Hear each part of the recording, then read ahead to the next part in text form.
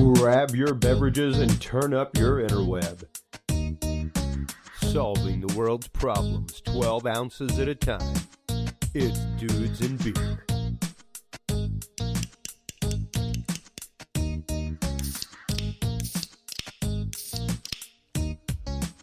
Well, hello everybody, and welcome to episode 304 of the Dudes and Beer podcast. Chris Jordan, your host here, coming to you live tonight from Austin, Texas. Had a great episode last week, talking about all kinds of fun stuff. We have really had a great run here, just ending 300 episodes, coming into 304 right now. You can see our brand new branding package, all kinds of stuff, new graphics up on screen, nice pretty look for year 5, folks. So thank you so much for everyone who is tuned in regularly for all that. Thank you so much for the people that have actively been calling in and leaving love on our listener line. Please do not forget to go by and visit that sometime, folks. If you get a chance, you can stop on by Dudes and Beer and get the phone number. Heck, I'll give you the phone number right now. It is 512, hold on, it just disappeared off my screen. There it is, 512-677-4155. And you can either leave comments for our guests, comments about the show ideas, guest ideas, questions for our guests. We will be having Dennis Stone, the owner of America's Stonehenge, on tonight to talk about that amazing, mystical, and mysterious monument out there in New Hampshire. Let's check out this clip real quick from one of our listeners who called the line. Well, like the man once said, when you hear something that cool, you just got to clap. So, thank you, my friend. Appreciate y'all, man. This is Frazier. I just figured I'd drop by and say hi. Frazier, thank you so much for listening. Hey, oh, yeah, his dog, Thor. Yeah, my puppy said he's not too vocal at this time.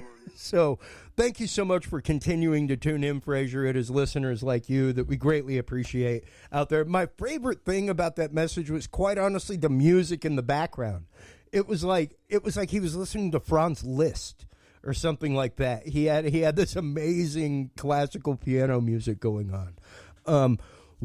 Before we bring our guest on real quick, let's take one quick moment to recognize our sponsors, the good people at HC Universal Network.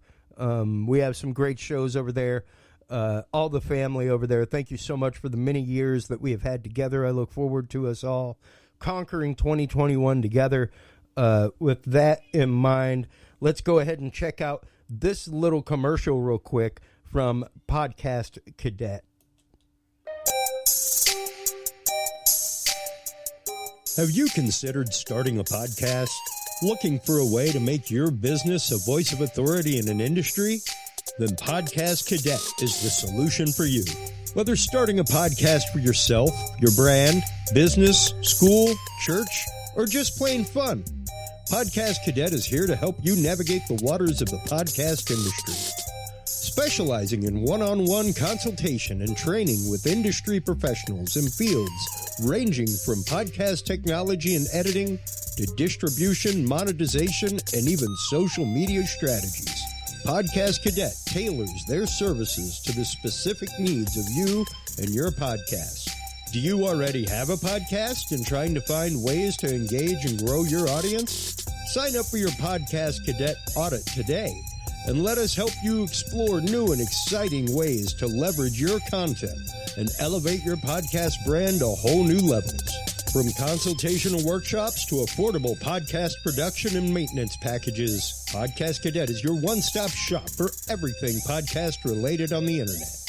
Visit podcastcadet.com today to sign up for your consultation or training and use code DUDES20 to save 20% off your entire purchase. That website again is podcastcadet.com.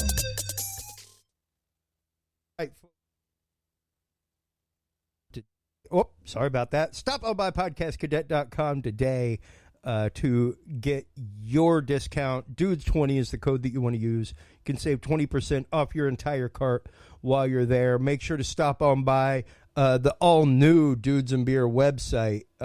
As I said, new graphics package means new website, newly designed, fresh, crisp, for all your wild entertainment, all the episodes there, all of our links, all of our friends, videos from all of our guests, everything else. Speaking of guests, our guest tonight, the amazing Dennis Stone. I have heard him on shows for good Lord knows how long, at least since I've been into Coast to Coast, and that was back in the Art Bell days, and I had a good over decade of that. So to have him on this evening to talk about his little piece of property out there in New Hampshire known as America's Stonehenge, this mysterious monument that his family took on years ago and that he has carried on. They have a new free app out there that we will be talking about tonight. Welcome to the show, Dennis Stone. How are you today?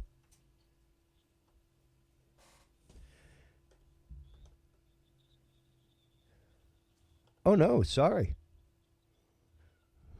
So sorry about that. Are things better on your end now? Okay. Sorry. Oh, fantastic. Yeah, sometimes that's one reason why I like to connect a good 20, 30 minutes beforehand, especially once you mute microphones. Systems like Skype and Zoom and stuff can have that latency to pick up the microphones and all that. So being able to connect early is really helpful. As was our conversation beforehand, you have lived quite the amazing life. You are one of those people that would lead what some folks have called the charmed life when it comes to, seeing the world from an airliner cockpit. You have a well, and I imagine so. I don't know a single person that made their living as a pilot that when they stopped flying, when they retired from the business, that they didn't just miss it every day, and it really is that being in the air, that moving things from place to place. There's nothing like it. And I get some of that giddy thrill whenever I get to set up a show and tear it down and know that show will never, ever exist that way again. Like, doesn't matter if you've taken the route from Indianapolis to Austin 28 times a week. Each one is different, and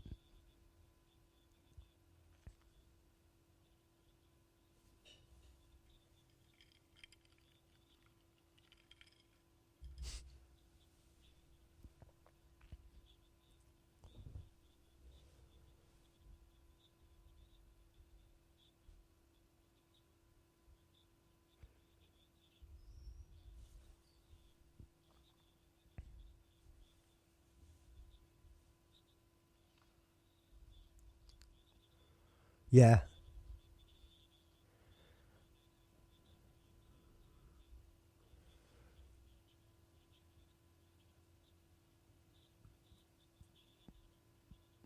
Yeah. Yeah, because it really is an up and go type situation. When you're a pilot, you are on the go constantly for an airline. But in the same right, since you have been back and able to fully take over the reins of America's Stonehenge, it seems like there has been a lot of progress out there at that property, and you guys have been doing a lot of renovations out there. You guys, like you were saying pre-show, have, and I guess it's because A, you're already an attraction to begin with, B, you're outdoor attraction. So the opportunity for it was never really a situation of, hey, we have 3,000 people at a time traipsing through America's Stonehenge.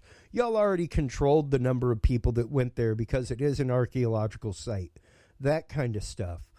So there was already a certain modicum of social distancing, that kind of thing, which kind of led y'all to actual success during all of this.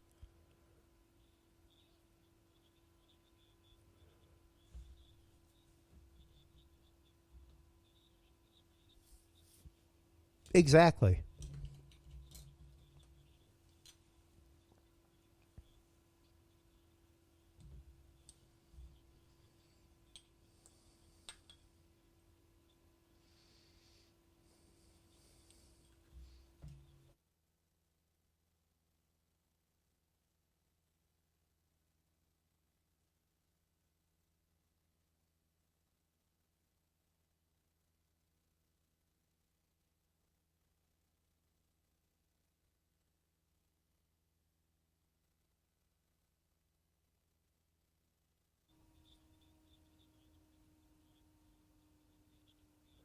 Oh, wow.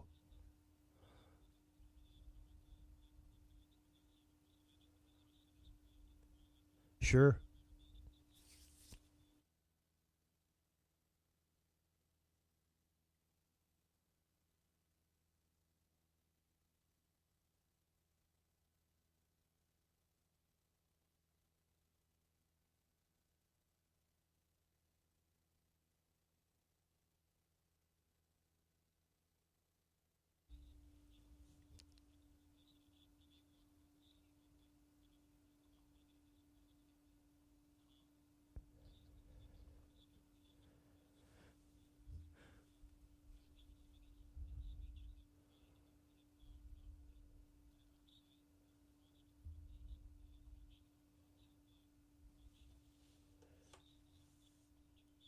Wow.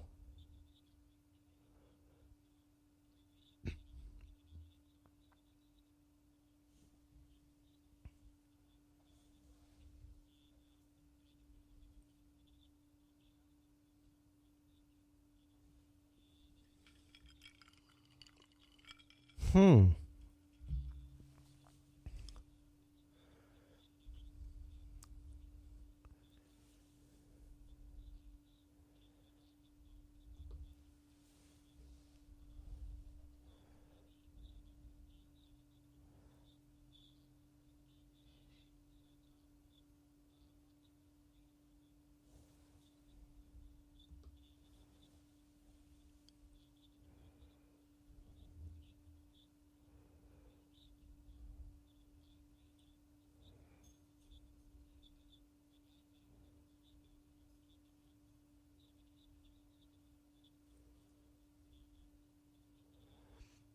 Sure.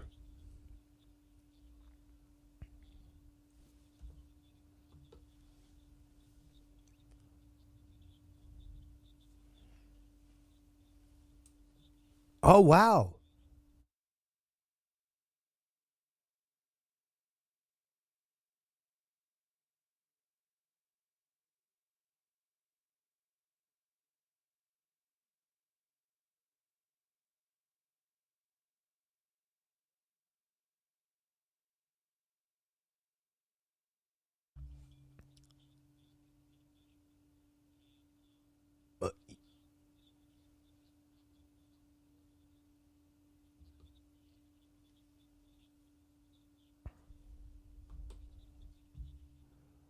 Huh.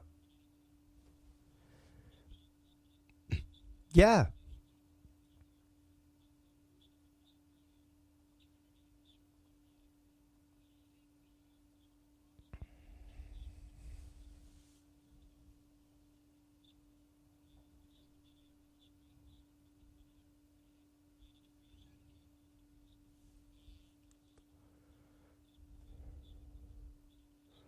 Yeah, and we've got one up in our slide gallery going right now that is just a beautiful, almost sine wave of a curve. Oh yeah, absolutely. I went and robbed all of your content from your website, my friend.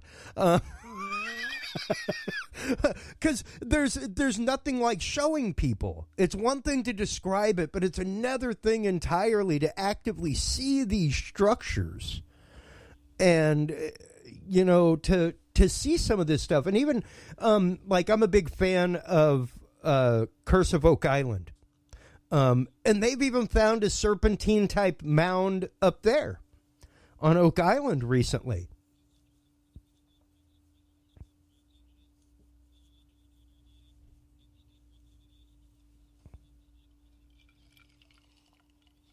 Mm-hmm.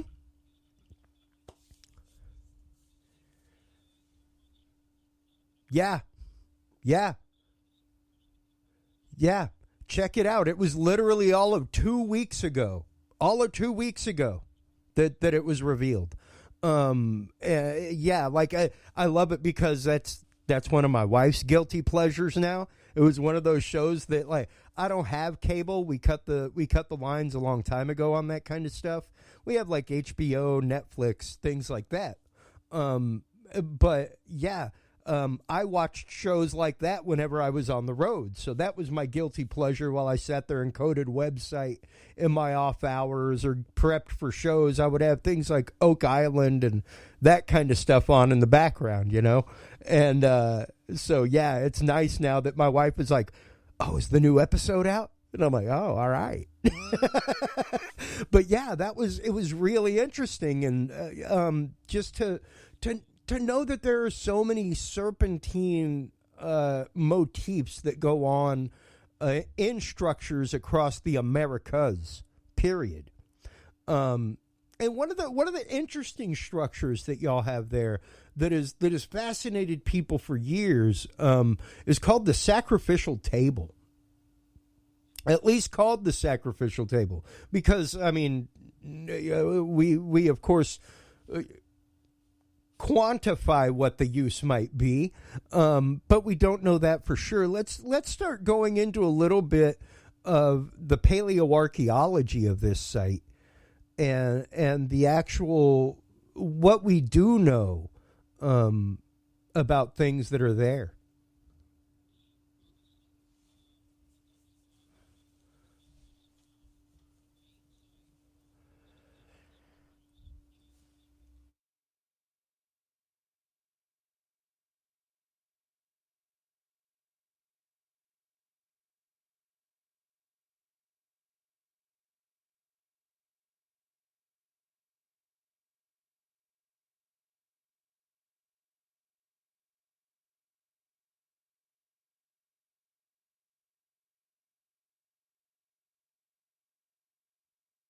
Wow.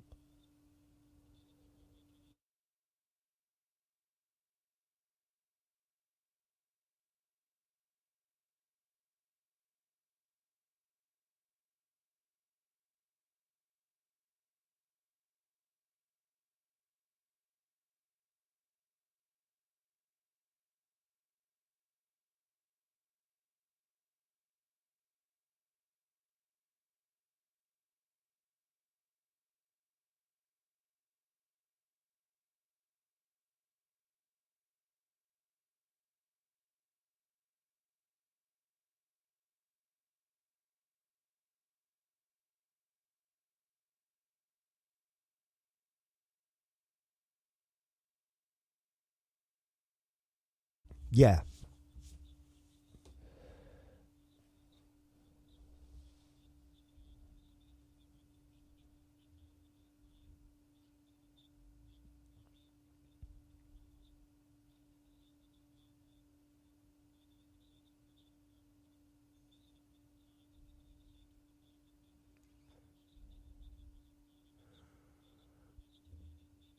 Hmm.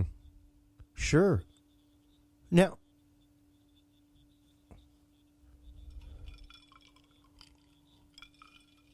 Mm-hmm.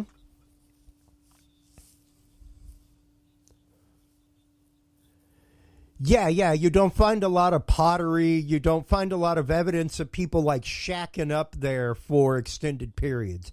They may get together there for a month or so for a solstice gathering or something like that, but then they move on.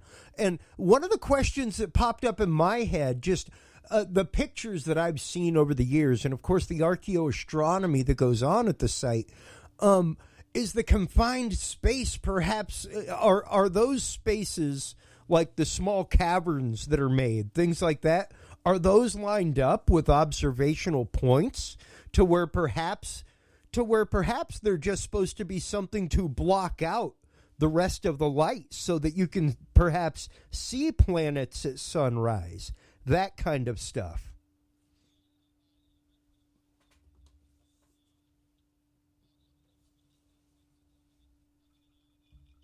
Sure.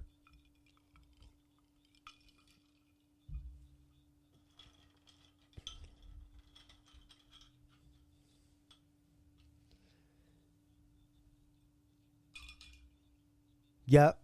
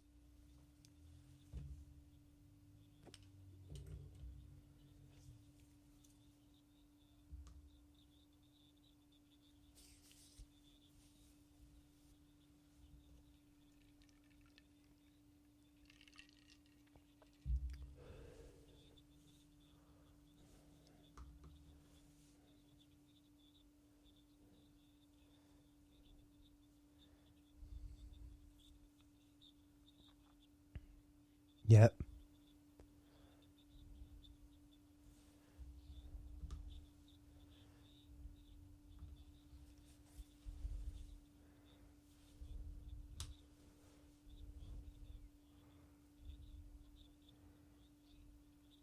Yeah.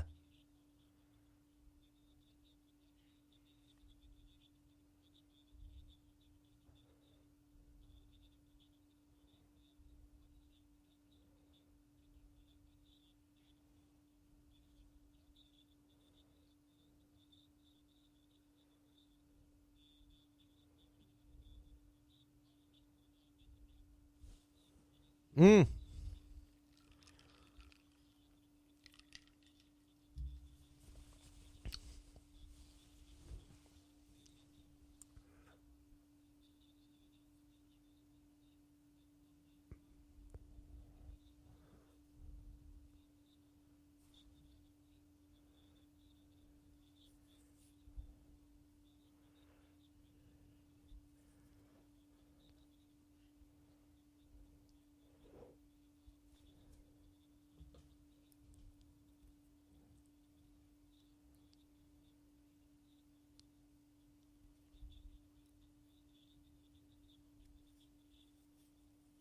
Huh. Yeah.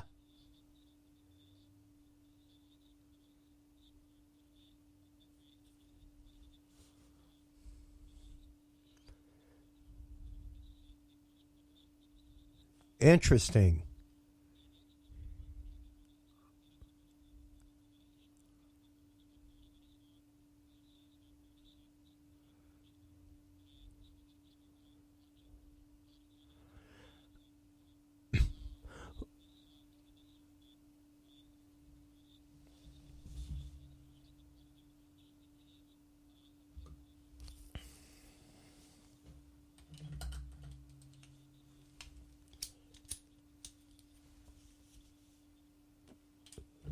Now,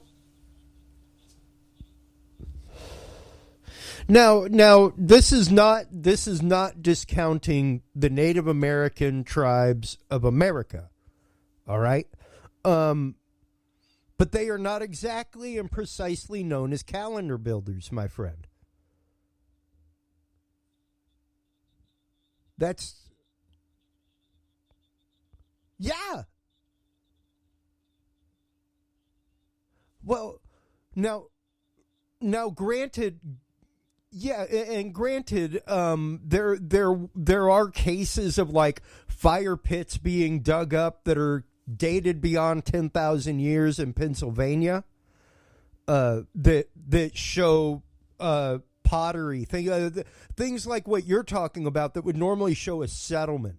Not a nomadic people, not people just randomly wandering. We camped here for the night. We hunted. We broke a piece of pottery. But to the point of these were places where they came and lit repeated fires. These were places where they had like wigwams set up, that kind of stuff. And Is there anything showing like that there? Because like I'm saying, for all of this archaeoastronomy, the Native American cultures were not necessarily known as ones that did a whole lot in the realm of archaeoastronomy. So where do some of the, and I may be wrong in that, but from what I know, like, of course they all claim ancestry from the stars, things like that, but I don't know of too many working walking calendars like Stonehenge is, like America's Stonehenge is, like Pumapunku, megalithic size sites like this, which isn't necessarily megalithic. I mean, granted, the big stones there that you see, probably a good 20-25 men could lift, and they're probably about 7-8 feet off the ground, so it's nothing crazy. But the archaeoastronomy is what strikes me as interesting about this place, and what has always fascinated me. Because where did this come from?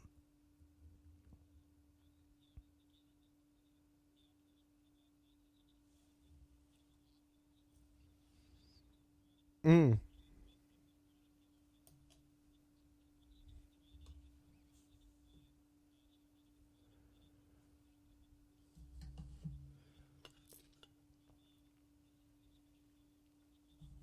Yep.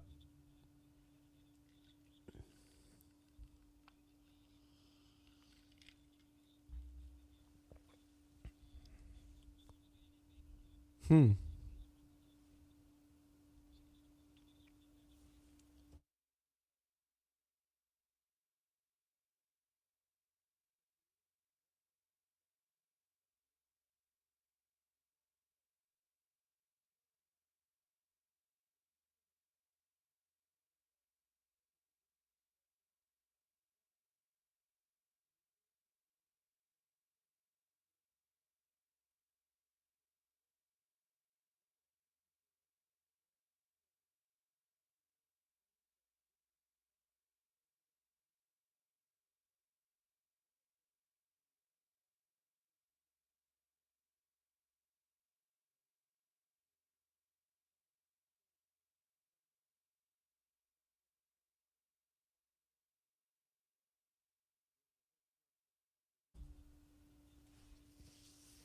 Mm.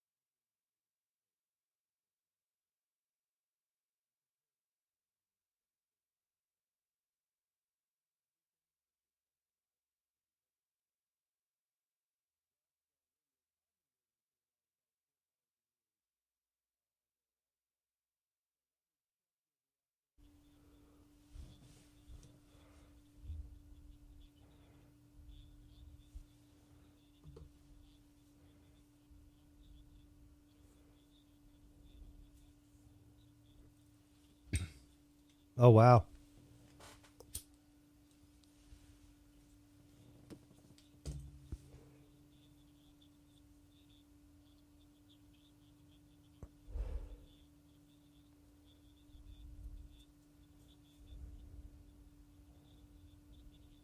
Yeah.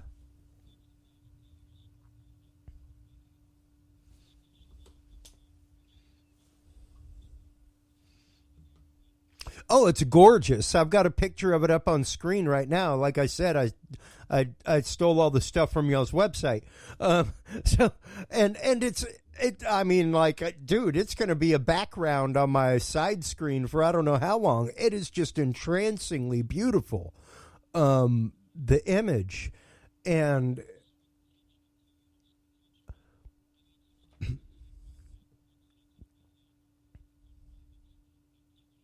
yeah, yeah, one or two accidental alignments is one thing. Once you hit five and beyond, you've got something.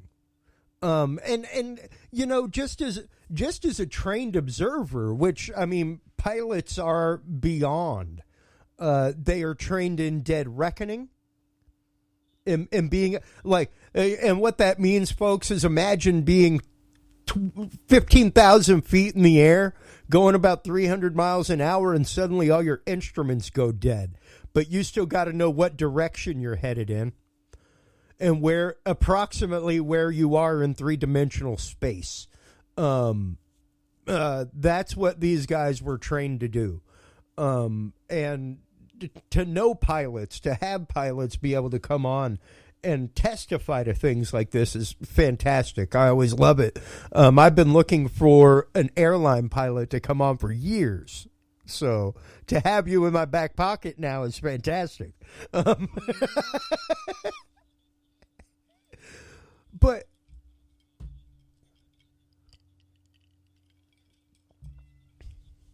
sure.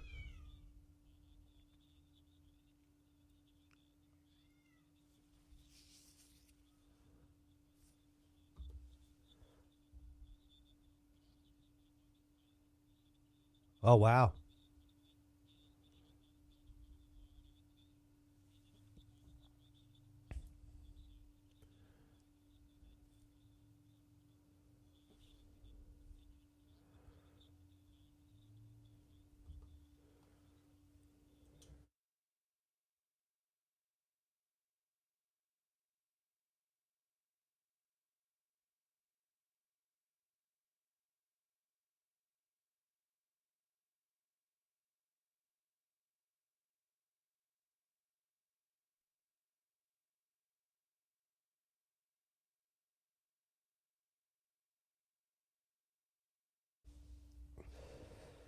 Well, and that's why I say dead reckoning is important when you're talking about this, because as a pilot, is it something that going out and seeing this alignment with the sun might just be something that is coincidental, you know?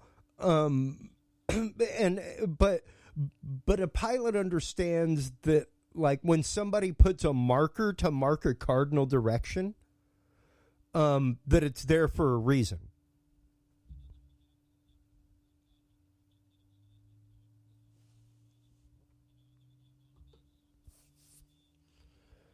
Well, yeah, because I mean, I've got it paused right now on y'all's video, which is a very poignant overhead graphic of the area that has the site marked, and it literally almost looks like a starburst of radiations coming out that are not drawn or highlighted. They are the natural features of what was quite obviously carved out of the woods. Where trees were cleared. Okay.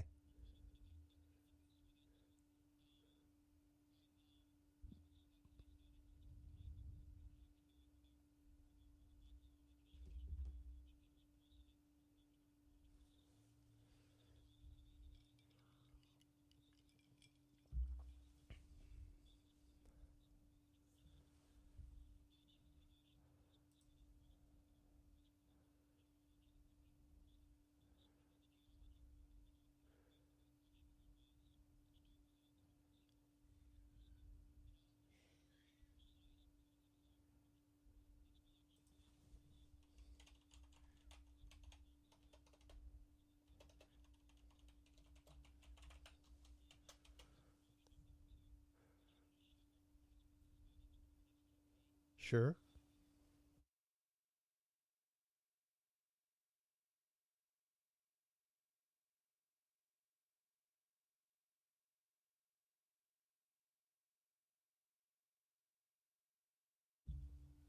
Oh, wow.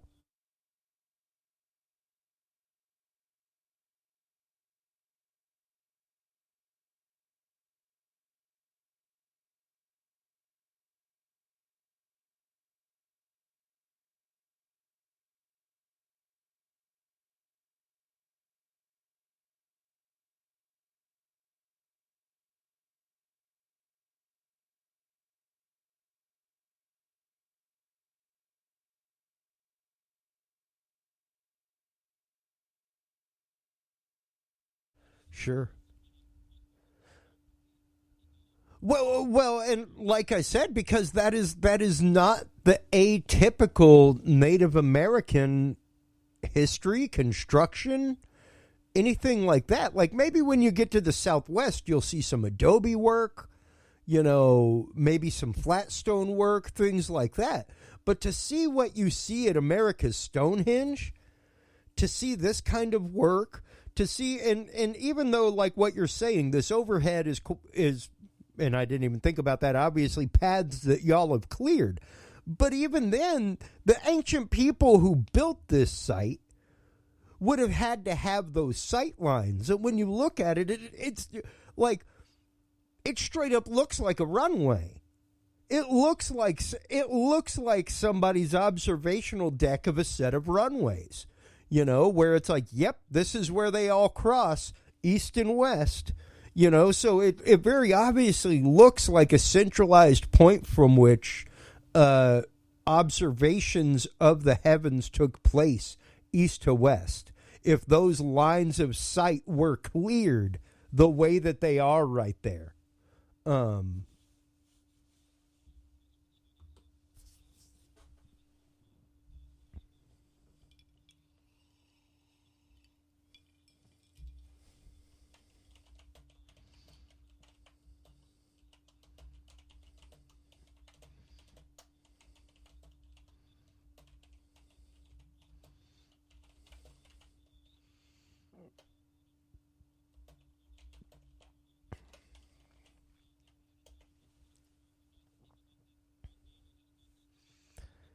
yeah.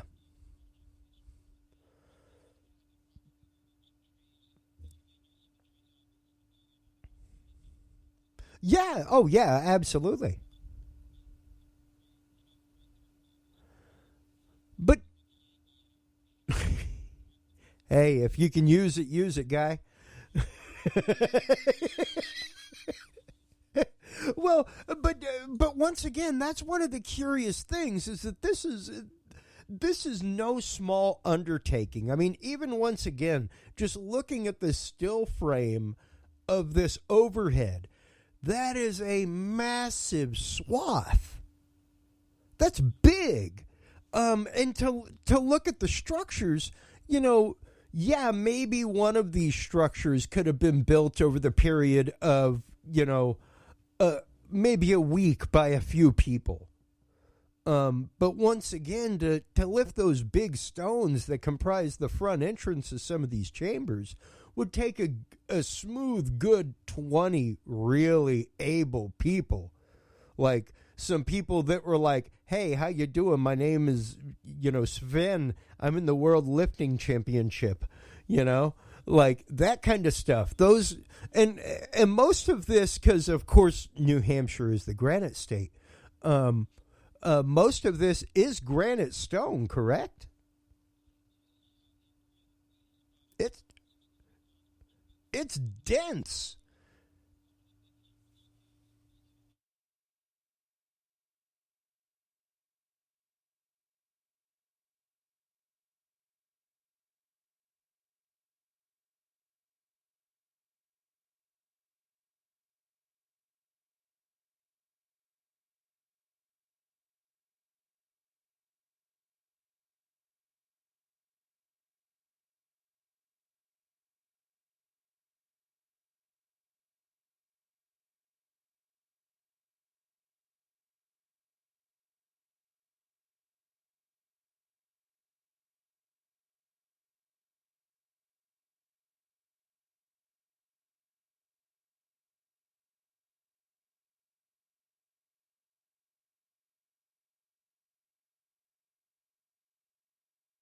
Oh, really?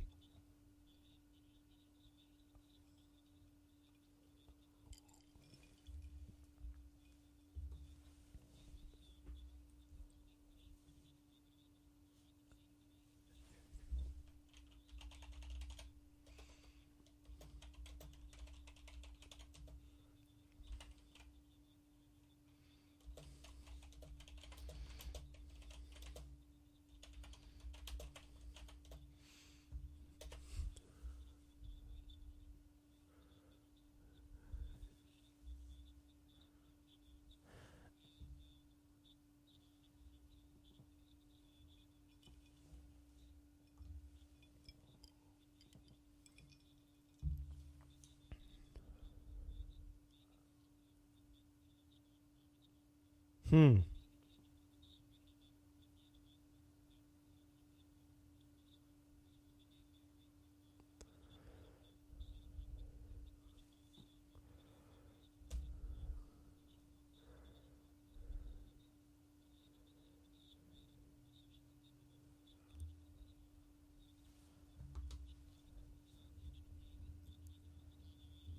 Wow.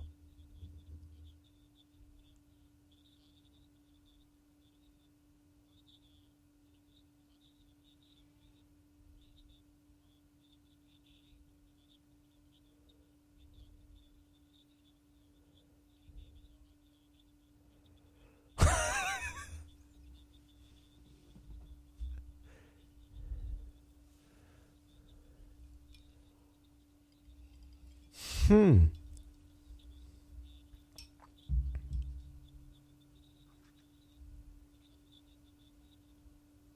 Yeah.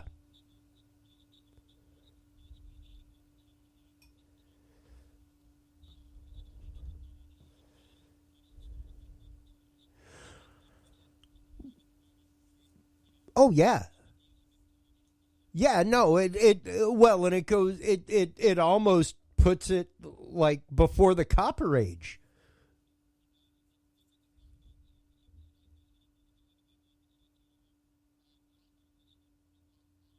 Yeah. Oh, absolutely. Yeah. Well, well, and the funny thing is, I mean, a lot of people will be like, well, the hardness of granite, especially gray granite. Um, but whenever you start getting into things like dolomite and stuff like that, whenever you start getting into things like pegmatite, some of the stones like what are up in Maine, that tourmaline grow in, that kind of stuff, you're looking at right up around the same hardness as granite, you know. So it would definitely be something that, especially like as opposed to redstone granite, like what we have here in Texas, which is high, high, high in carbon and high in feldspar. The gray granite is a lot softer than that. So to be able to shape that with something like pegmatite, if you can't tell, I'm a rocks and minerals nerd. But because I loved rock hounding in Maine, it was so amazing. Great formations all up there in New Hampshire as well, and that's just it. To see this kind and this quality of granite. This is not like surface found granite. This has definitely been, yeah, it's definitely been quarried granite. It's definitely been worked. And to see the precision of the workmanship on things like the stone table, the so-called sacrificial table. Not that there's ox blood found or anything like that, folks. It just oddly looks like there is a. It looks like if you've ever worked at a butcher shop or seen a butcher shop, it looks like a dressing table, where there's a blood groove that is supposed to go into a sink or a drain, and like you can see it right there distinctly in the top upper third of the right hand side. It's really remarkable. But even if you look at that rounded corner, like it's so fine. The detail of it is so fantastic, and to know that that may have been done with stone tools is just phenomenal. Phenomenal. It's really, really amazing.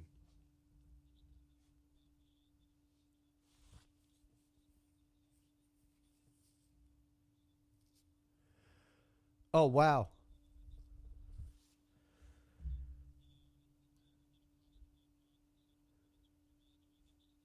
Even to have quarried it with stone, though. My God.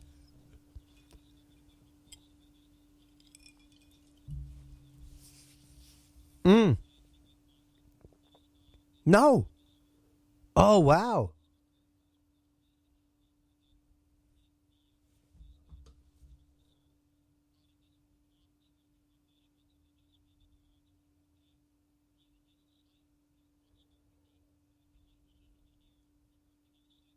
Huh.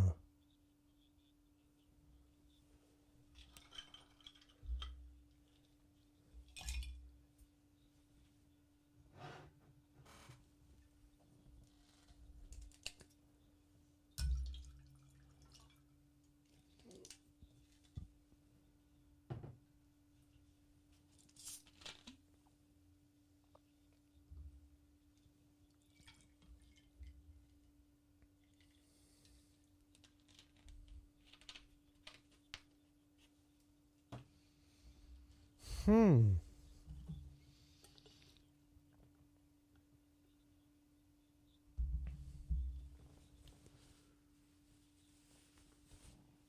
Sure.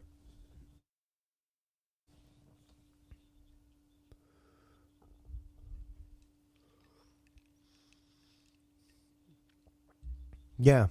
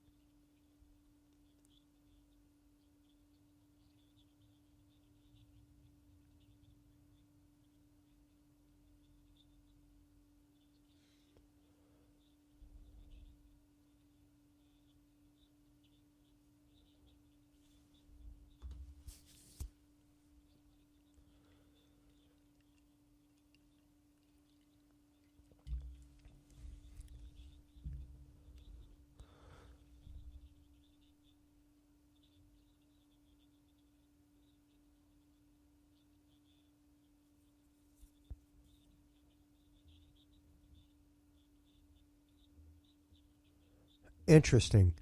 Because I was going to say, specifically as an audio engineer, one of the things that you have to do in order to make a, quote, anechoic chamber is to get rid of right angles. which basically means that you float a room inside of a room, and each wall is about 1 degree off from center, so that you are not creating a cube, and that gives nowhere for a resonant bass wave to occur. So perhaps, especially because that is a stone room, and I don't know, I'm just going there once again. I'm throwing out another thing for you, especially with those being observational spaces. If you're supposed to be in there for a long time, if you were to start hearing vibrations, echoes, things like that, that could definitely disturb your vision. If you were trying to observe stars, once again, from a very enclosed space, which those spaces are maybe 5.5 feet tall. Like, they are not big enough for a person of my height to just walk freely inside of, and they're maybe about the same width, at least from the looks of them, from the outside. So to think about that, as far as it being a hard resonant surface, and carrying a resonant wave, it would be interesting to see, if you clapped your hands, if it echoed inside of there at all.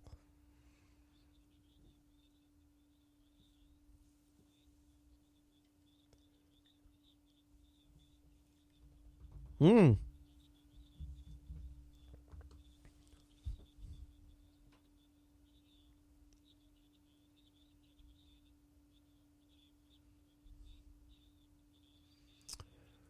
Interesting.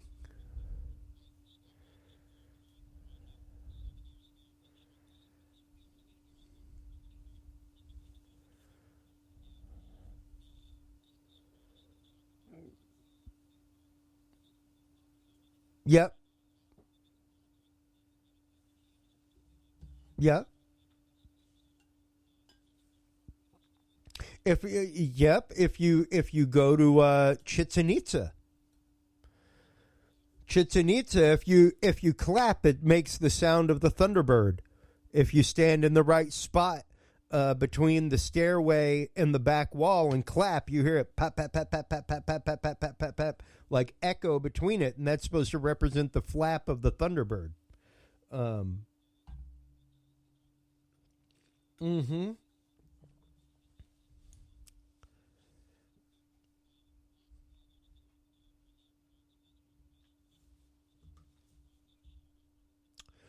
Yeah. Yeah.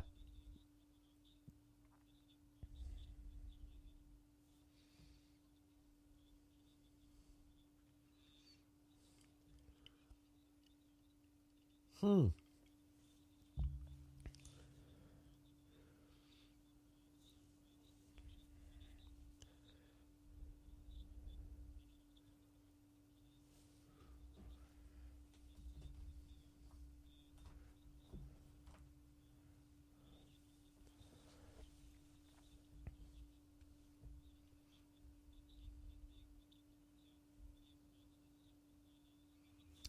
Yep.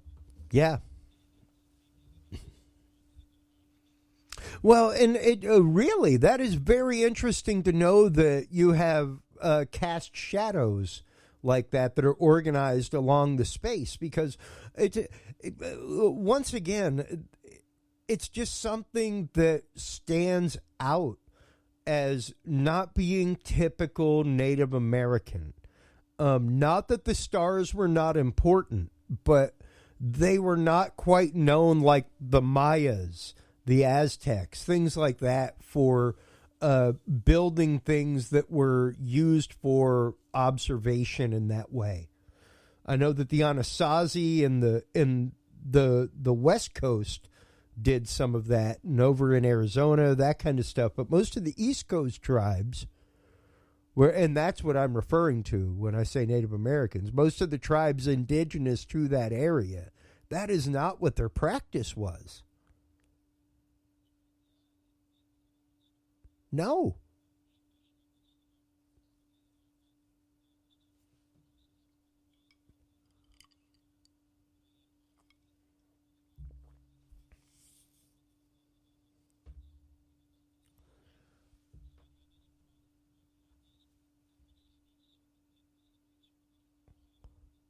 Sure. Huh.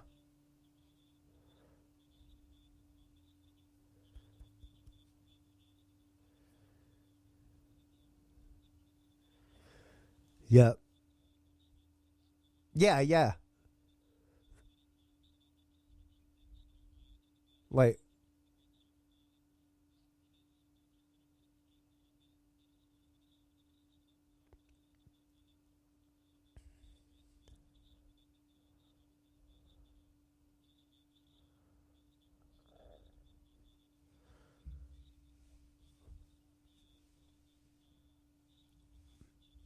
yeah. Well, and there is no way.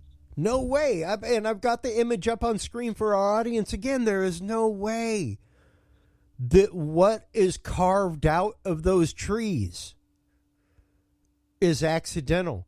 No way. You drew flight plans. You drew observational maps. You drew that like that is an observational map. That is definitely like a if you look in this cardinal direction, you will see this. That's all that, and even though that is like you said, what y'all have cleared to expose what is there. Once again, that's there. That stuff is there, and this is not the typical construction of the local Indians.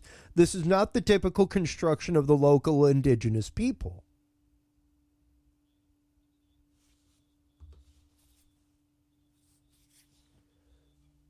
Hmm.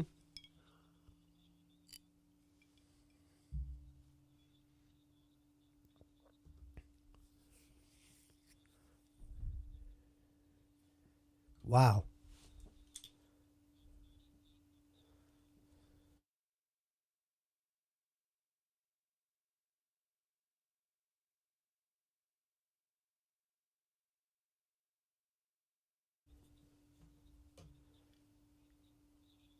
Mm.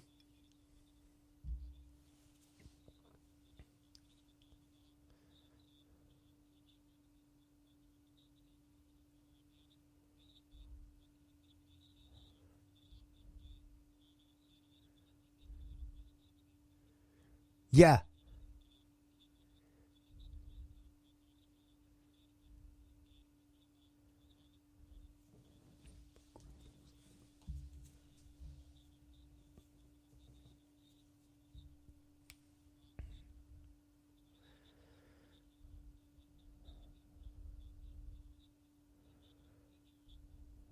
Wow.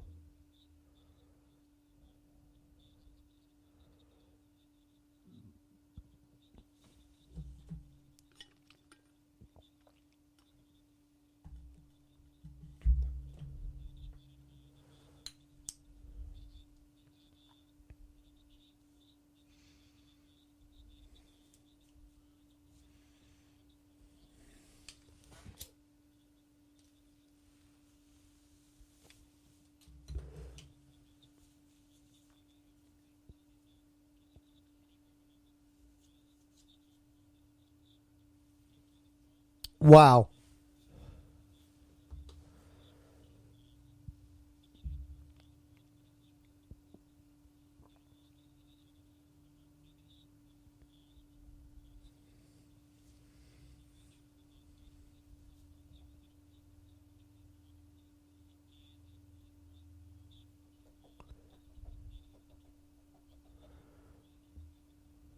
Wow.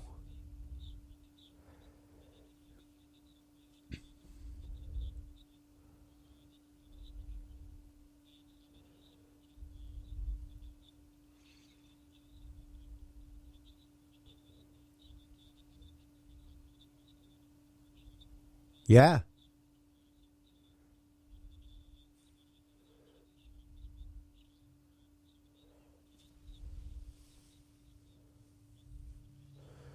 Wow.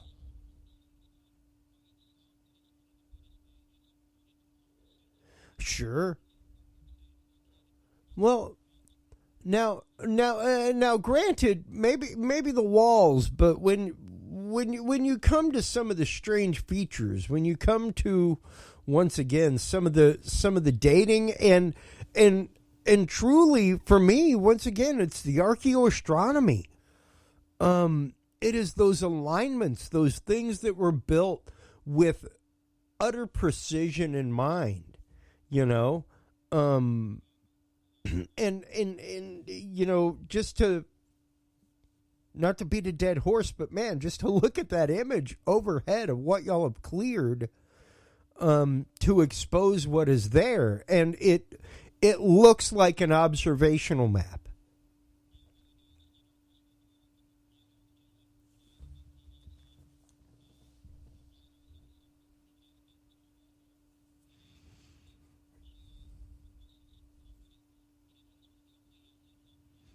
Mm.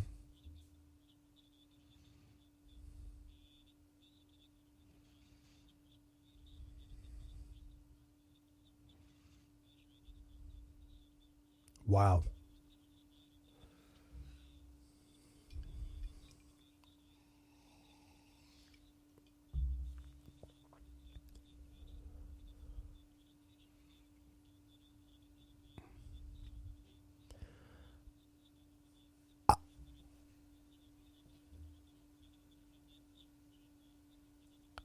Oh man.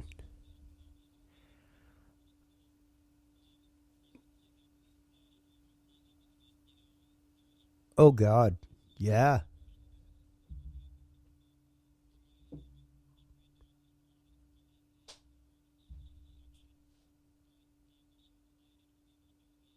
Congrats.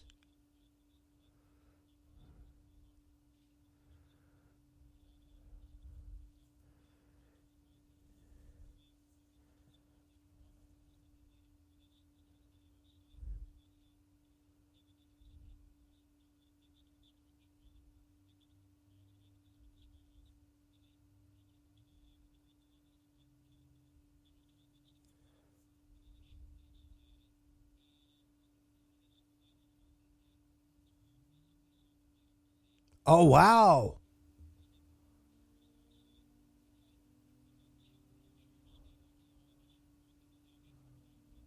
Yep.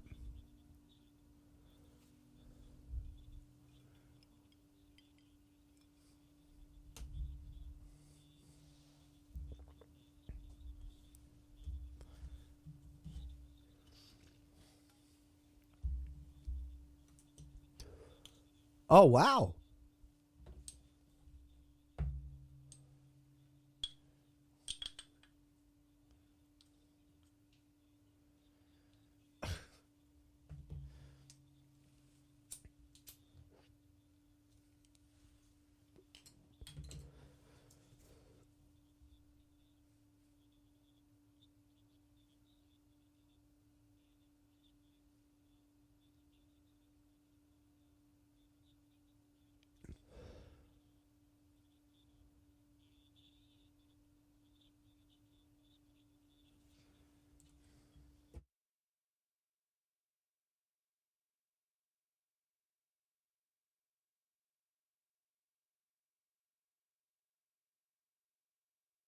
Awesome.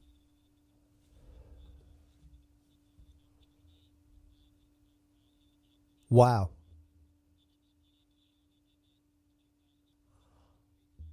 Yeah, it is. Yeah.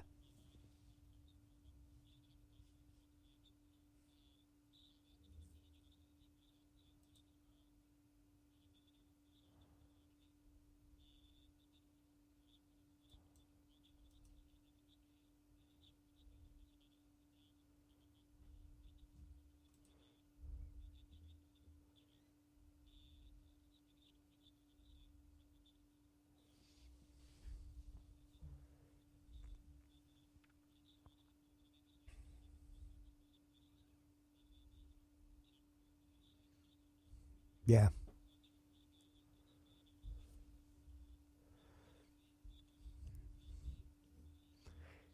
Yep.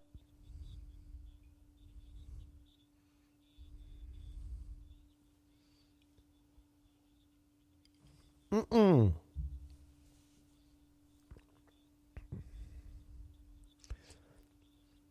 There were no colonial farmers practicing terraced farming. That's like that's much more of a South American form of farming. The terraced farming, like that's like what the Mayans and Olmecs and people like that, people who live in mountainous terrain, practice. Yeah. Yeah.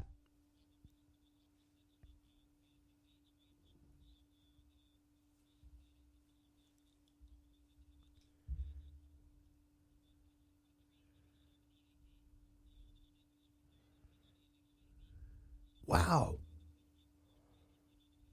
Mm-hmm.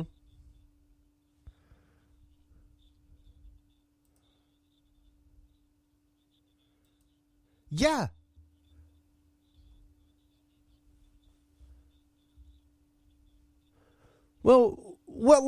And once again, even to echo back to earlier in the episode, your location was talked about in 1600 documents.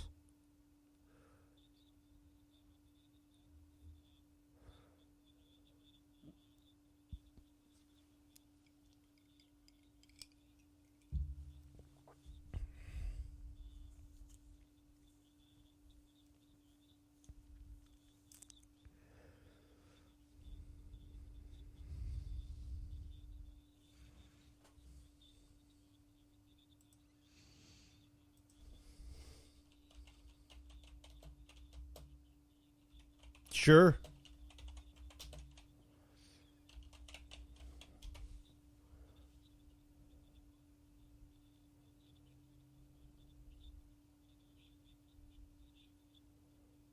Mm.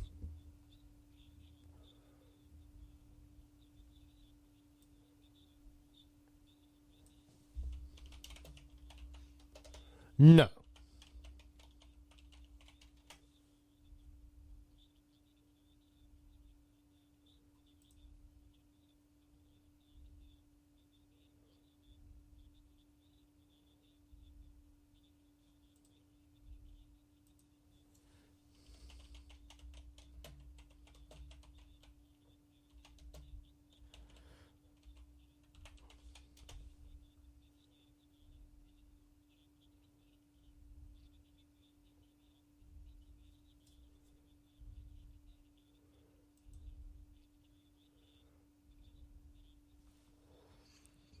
Mm.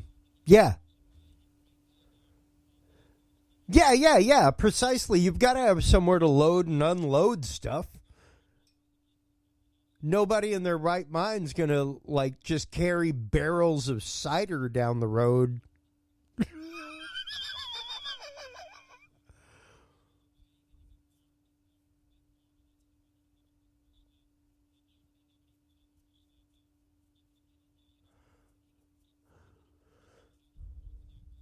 Well, and once again, though, it just goes back to, and there are some. I'm trying to remember all the Indian tribes from the area, the Ossipee, Winnipesaukee. There's quite a few, but none of them were necessarily known as archaeoastronomers.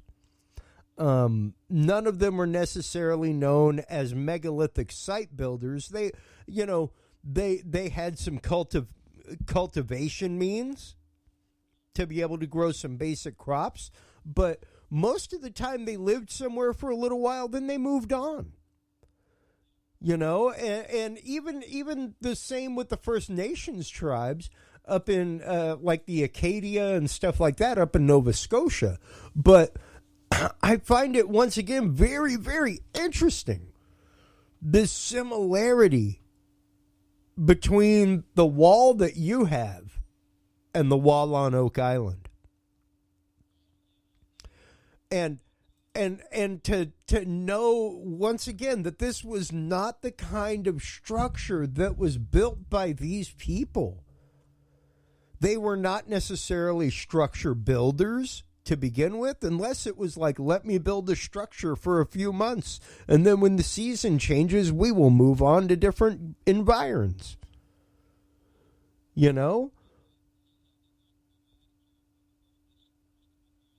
they were there for a little while. For at the very least, even just to look at the expanse once again of the site that y'all have uncovered. To say that they were there for a season is a minimal.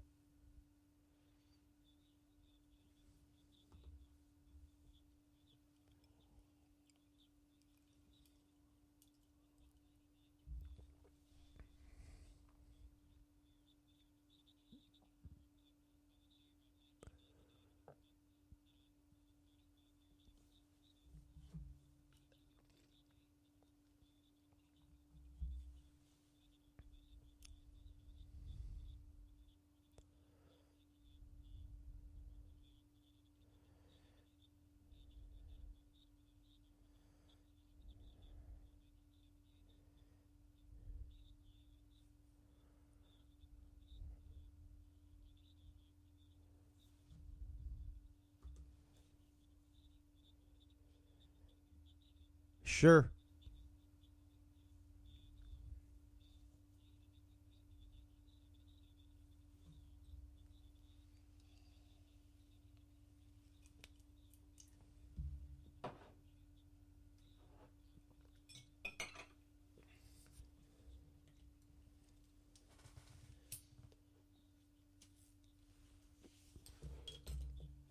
Oh, wow.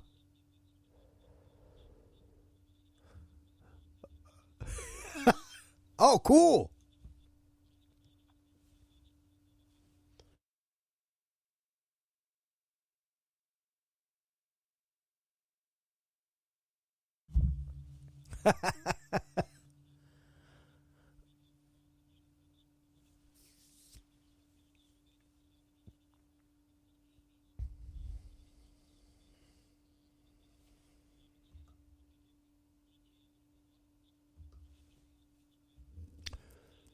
Yeah.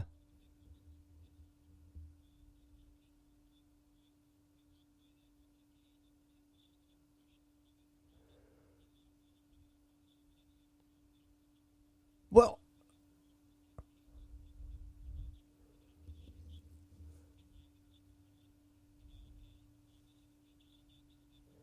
triangular stone head that points to the sun.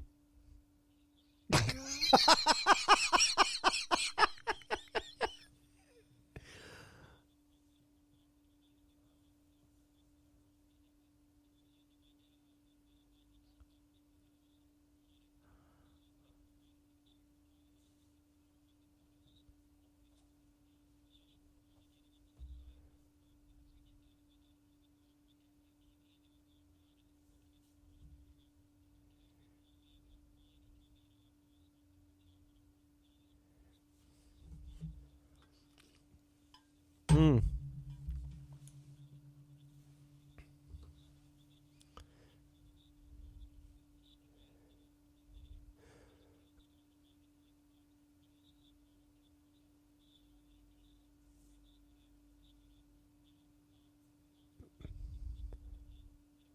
Yeah. They're they're huge. They're huge. They're like 7 feet tall, some of them.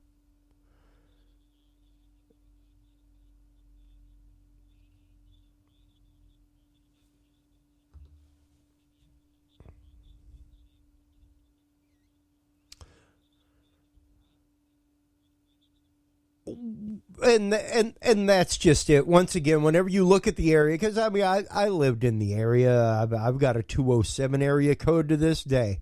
Uh, I mean, in here in Texas, here in Texas, you would be what we call spitting distance away. Um,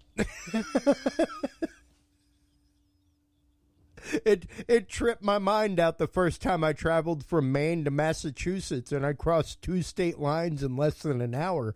I was like, "Wow, what's that about?" Like, I don't even cross Houston in an hour. Um, oh yeah, but to see the expanse of this property, to see the expanse of the building, to once again Just look at that overhead of what y'all have cleared. And just the intention of what has been cleared so that you can see what you can see and work. That is a place built with intention. It's not a place built accidentally. It's not a place built in passing. Nobody builds something that straight lined for no good reason.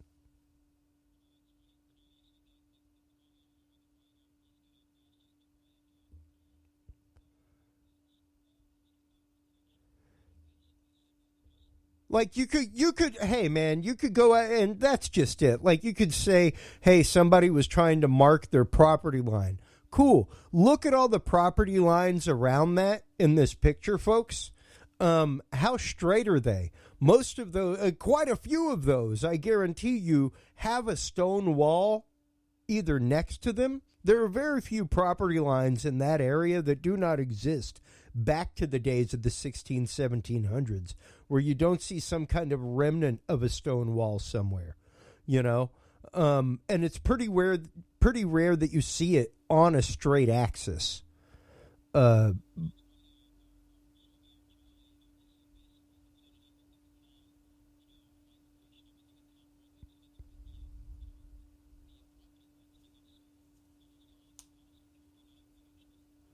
Yeah. Sure. Hey.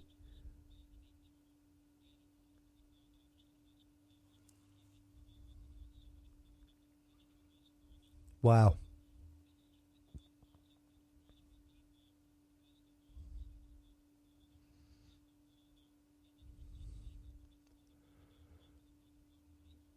Interesting.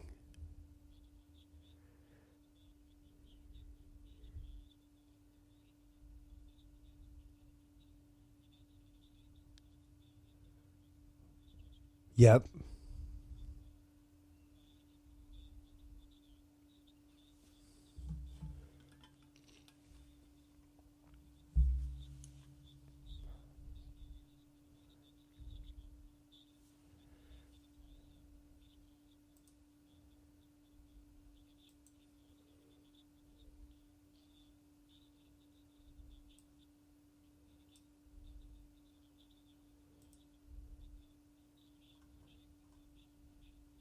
Yep.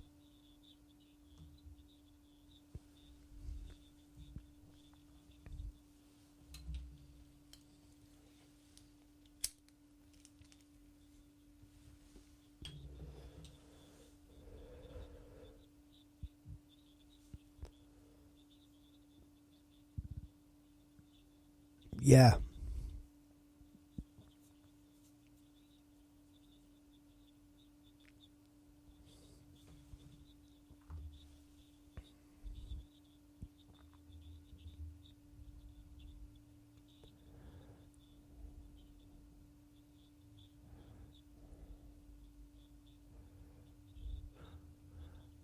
I don't have any pictures of the lintel windows. I don't think there were any for me to steal from your website. If you got pictures you want me to use, you got to make them publicly available so I can steal them. See? No. I'm just playing with you.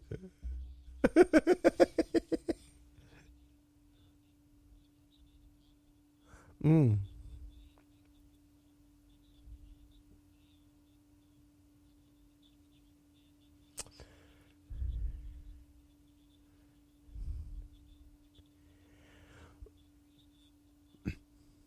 No. Well, and once again, these structures to begin with are nowhere near big enough for you to like hang out in any kind of permanent faction. They are not made. They are not constructed for you to live in. They're definitely not constructed because, hey, early people were simple folk, but you know what they weren't? They weren't stupid. They knew that when you had fire, you needed a way for it to escape. You needed a way for smoke to escape, or you were gonna like choke. That's why teepees had an open top. was, you know, so,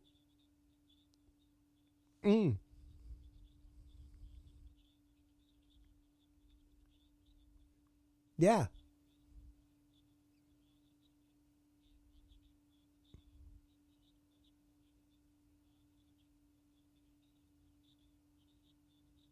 Mm, yeah.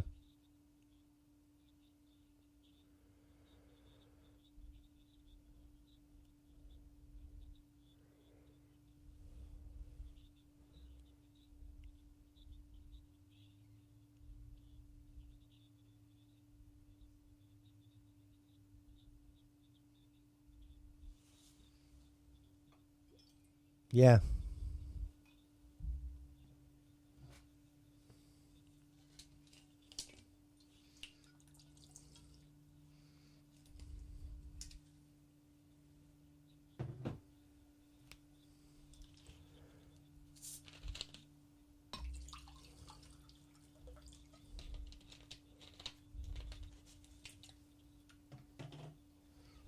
Mm,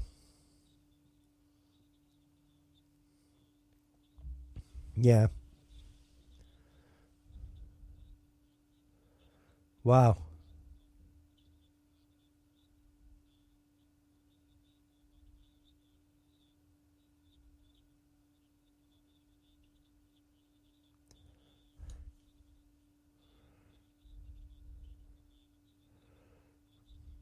Mm,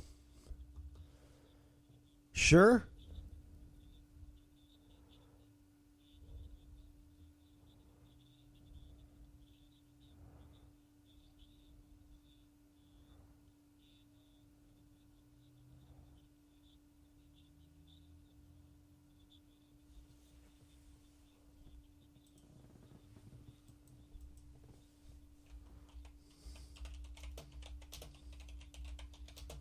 Yeah.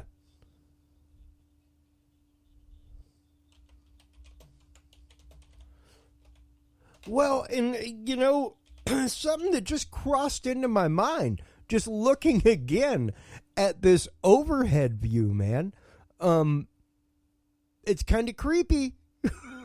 you need you need 6 points of reference to map something in 3D space.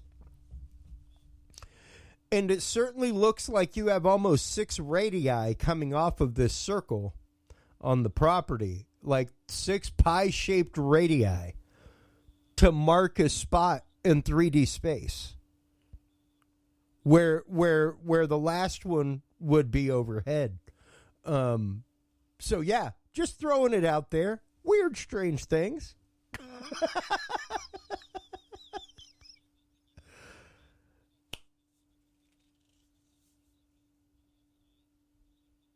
Well, because I mean, just if you look at it, and quite literally, this is at minute 9, second 18 in your video is the overhead view that I'm referencing. And it quite literally looks like the coordinates of something within 3D space. Really wild. But once again, even to look at it as something that is used for astronomical observation.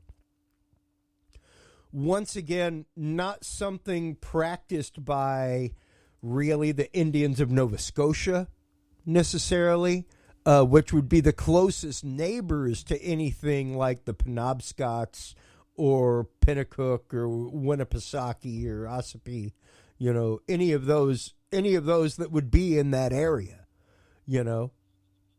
Yeah, yeah.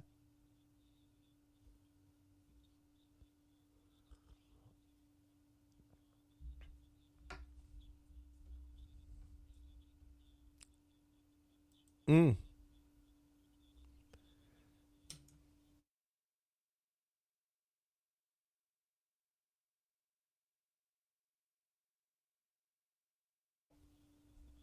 sure,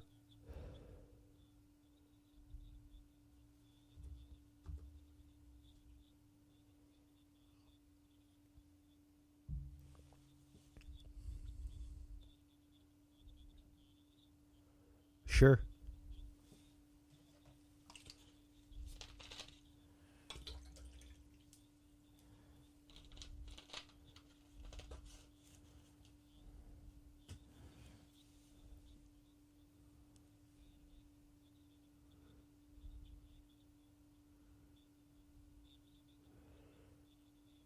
That's exactly what you have in your overhead view, man. Not even joking. That's exactly what you have.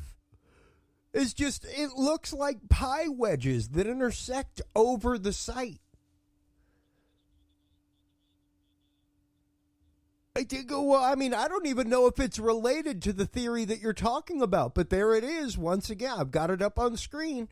Minute 9, second 18 in your video. And this is the overhead view that I've been referencing the whole time, which is the view of what y'all have cleared out to expose what is there. Oh, absolutely.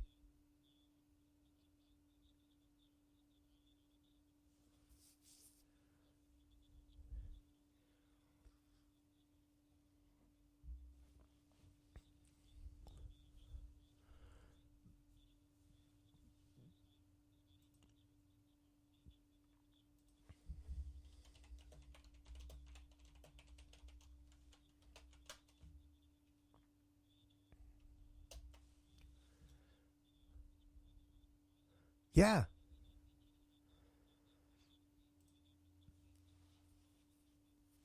Oh, interesting.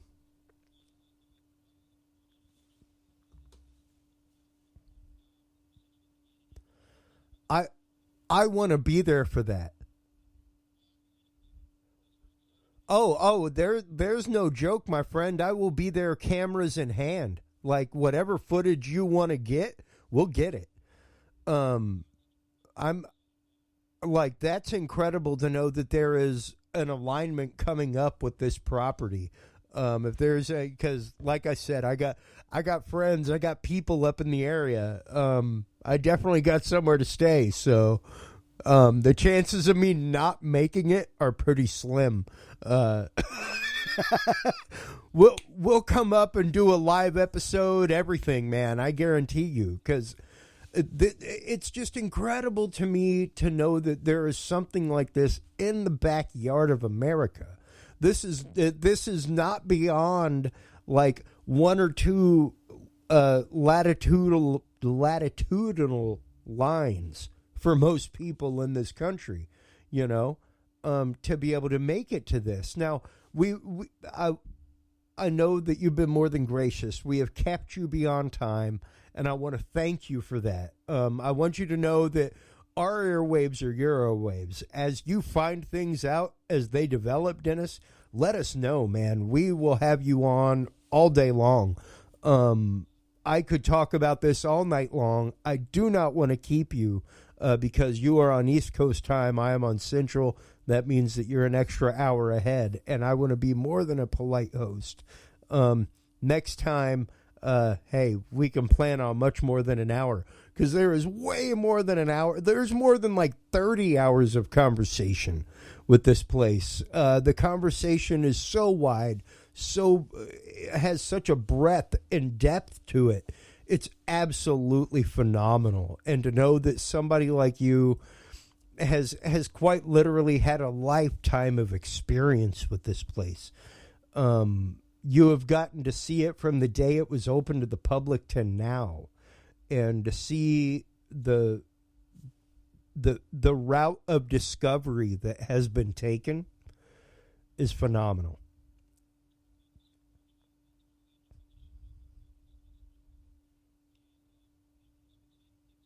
Yeah.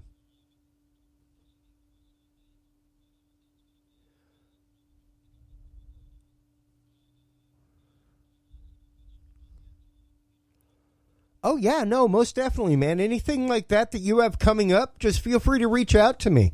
My airwaves are yours. We will definitely come on and talk about this again and again and again.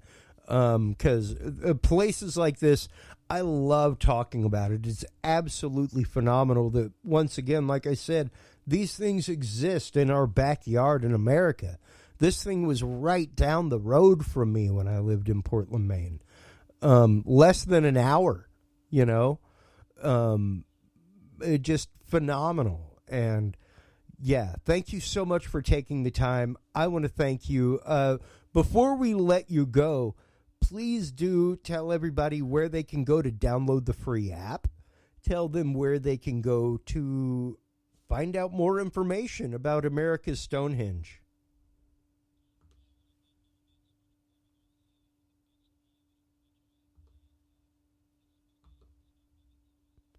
Yeah.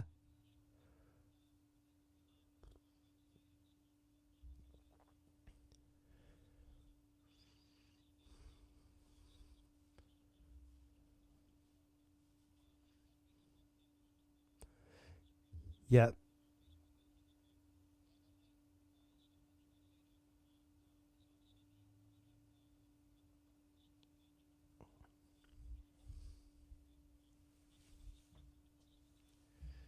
That's awesome.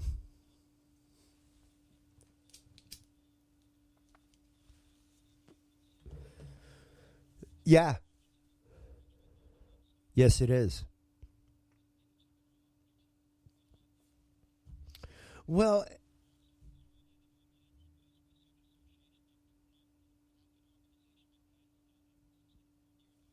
that's awesome. Oh, yeah, man. Once again, anytime. I'm sure that this, thank you so much to Mark out there who connected us. Thank you, my friend. I know that he listened into another episode of another guest who he's friends with, and he was like, hey, you did a great job with this. I have somebody else that you may want to be interested in. You may want to talk to this guy at America's Stonehenge. And I was like, great, that's awesome. It was one of the most random coinky-dink meetings in the world, but the reason why the universe resonates the way it does and exists is this. So once again, man, anything, anytime, we would love to have you on. We look forward to having you on regularly with so many regular discoveries going on out there at America's Stonehenge. Please do hold the line while we close things out real quick. While you're online checking things out with America's Stonehenge, downloading the free app, which, my God, I can't wait to download when I'm off air. I'm so nerdy. Make sure to stop on by dudesandbeer.com. Dudesandbeer.com is where you can find all the episodes. That is also where you can find the Knowledge Vault full of declassified information, declassified government information. Right now, I am looking for a huge CIA data dump that just came out. And I cannot wait to get my hands on it to put it there for you guys. Because, of course, as of the signing of the new CARES Act, they had 180 days to disclose it all when it came to UAPs and UFOs. So there's going to be all kinds of fun stuff happening on the horizon, folks. Keep your ears open. Keep your heads on a swivel. Until next time, if you can't be good at it. Take care of yourselves. Take care of each other. Bye-bye.